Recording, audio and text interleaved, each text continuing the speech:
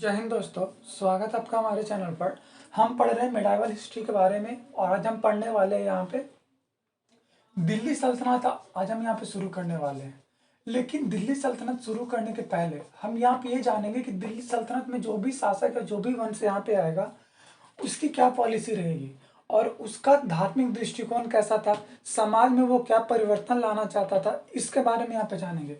देखिए, इसके पहले मैंने आपको पढ़ाया था मोहम्मद गौरी के बारे में कि मोहम्मद गौरी आया था भारत में। और क्योंकि देखिए, अगर मैं आपसे ये पूछूं कि मोहम्मद गजनवी और मोहम्मद गौरी के आक्रमण से आप क्या समझते हैं, तो एक चीज़ आप हमेशा याद रखिएगा कि मोहम्मद गजनवी ने जितने बार भी भारत पर अटैक किया, कुल मिलाकर 17 बार, उसका हर आक्रमण इस उद्देश्य के लिए था कि यहाँ से धन लूट करके मध्य एशिया में अपने साम्राज्य को खड़ा करना था। उसका पर्पस सिर्फ ये था, उसका साम्राज्य का ये पॉलिसी नहीं था, उसका ये अटैक करने का ये पॉलिसी नहीं था कि उसे भारत में अपनी सत्ता को स्थापित करके मध्य एशिया में भी स्थापित करना, ऐसा कुछ भी नहीं था। उसका काम ये था कि यहाँ पे अपना धर्म का प्रचार करना है, साथ ही यहाँ से पैसा लूट करके जहाँ पे मैं अपना मध्य एशिया वहाँ पे साम्राज्य में खड़ा कर सकूँ। मैंने बताया था सामंतवाद के बारे में कि जो मोहम्मद गौरी है, इसी गजनवी वंश का सामंतवाद था। मैंने ये बताया था। तो इसी मोहम्मद गौरी का एक लड़ाका था, ठीक है, बख्तियार खिलजी। क्या नाम था उसका? बख्तियार खिलजी। अभी दिल्ली सल्तनत हम स्टार्ट करेंगे, ठीक है, अभी बस 2 मिनट के बाद। तो बख्तियार खिलजी के बारे में, तो बख्तियार खिलजी जो था, ये बिहार और बंगाल पे अटैक करने वाला पहला शासक था। ये यानी कोई मुस्लिम शासक जिसने बिहार और बंगाल पे अटैक किया, कौन था? ये पहला शासक था बख्तियार खिलजी। इसने नालंदा विश्वविद्यालय को ध्वस्त किया, जिसकी स्थापना किसने की थी? आप कमेंट करिएगा, नालंदा विश्वविद्यालय को किसने बनाया? ठीक है, मैंने पढ़ाया है इस चीज़ को। नालंदा, ठीक है, नालंदा यूनिवर्सिटी को किसने ध्वस्त किया? यहाँ से बहुत सारे चीनी विद्वान शामिल है, जैसे ह्वेन सांग, फायान, ये सब इससे संबंधित रहे हैं। यहाँ पे बौद्ध धर्म की महायान शाखा का यहाँ पढ़ाई होता था। मैंने ये भी आपको पढ़ाया था जब मैंने बौद्ध धर्म पढ़ाया था। तो ये बख्तियार खिलजी अटैक किया था, नालंदा विश्वविद्यालय को ध्वस्त करने वाला यही था। और ऐसा कहा जाता है कि जब इसने आग लगाया था तो बहुत समय तक, कई महीने यहाँ पे किताबें क्या हुई थी, जलती रहती।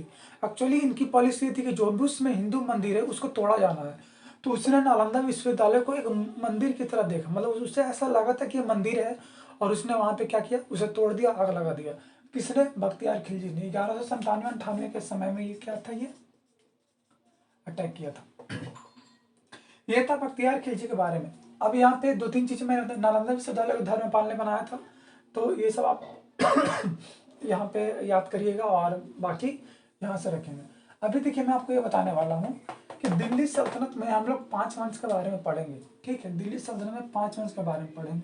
लेकिन समझने की बात यहाँ पे कि आखिर इतने लंबे समय तक भारत में मुस्लिम सत्ता कैसे स्थापित हो गई। पहला चीज़ तो ये होना चाहिए, हमारा सवाल ये होना चाहिए कि इतने लंबे समय तक आप सोचो कि दिल्ली सल्तनत 1206 में शुरू होगा, जो 1526 तक चलेगा। आप समझ सकते हैं कितना समय हो गया, लगभग 300 साल यहीं पे और 20 साल, यानी 320 साल,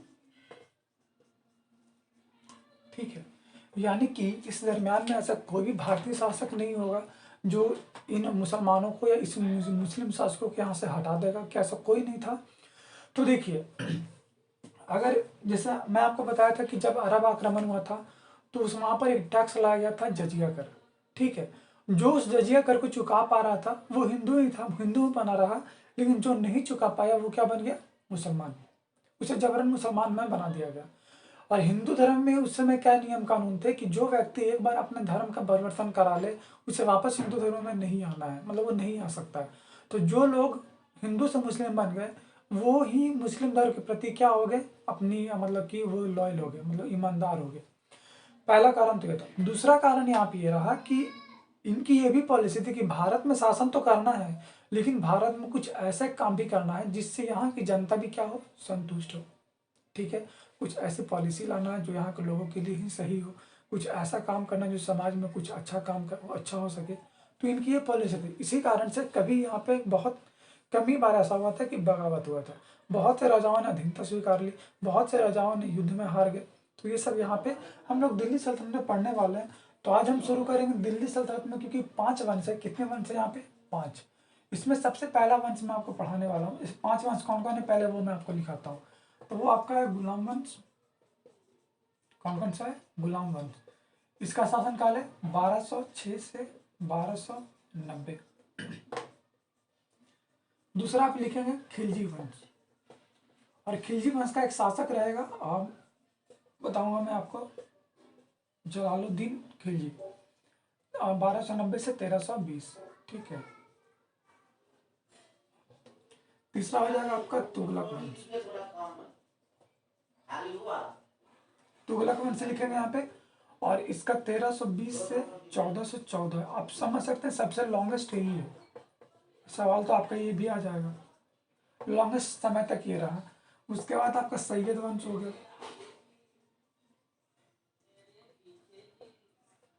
तो देखिए सैयद वंश यहाँ पे 1414 से 1451 है। ठीक है। और पांचवा कौन है आपका, लोधी वंश। भारत में अंतिम दिल्ली सल्तनत का कोई वंश था तो वो लोधी वंश था, और बाद में इसी को हरा करके बाबर हराएगा और मुगल वंश की स्थापना करेगा। तो यानी 1451 से 1526। ठीक है, ये लास्ट है। आप सोच के देखिए सबसे कम समय तक है, कितना साल है, 30 साल है। तो सबसे लॉन्गेस्ट और सबसे शॉर्टेस्ट आपको पता होना चाहिए। सबसे लंबा कौन सा था, 94 ईयर का तुगलक वंश। सबसे कम खिलजी वंश 30 साल का। लेकिन इस 30 साल के दरमियान में ही यहाँ के एक शासक ने, अलाउद्दीन खिलजी ने, यहाँ पे अपने साम्राज्य के विस्तार दक्षिण भारत तक कर लिया। मतलब कि मैं आपको ये बता दूं कि अगर ये इंडिया है, ठीक है, और थोड़ा गलत हो गया, ठीक है, यानी इसका जो पॉलिसी था कि साउथ इंडिया में भी क्या करना, अटैक करना इसका था। यानी कि अपने साम्राज्य को उत्तर भारत से दक्षिण भारत को ले जाने वाला कौन था, तो ये कौन था, अलाउद्दीन खिलजी, जो खिलजी वंश का था। तो ये पढ़ेंगे। अब हम लोग अगले वीडियो में पढ़ेंगे अच्छे से गुलाम वंश के बारे में, और बहुत इंपॉर्टेंट रहेगा। ठीक है, तो मिलते हैं अगले वीडियो में नए अपडेट के साथ। जय हिंद, इसको आप उतार लीजिए। ठीक है।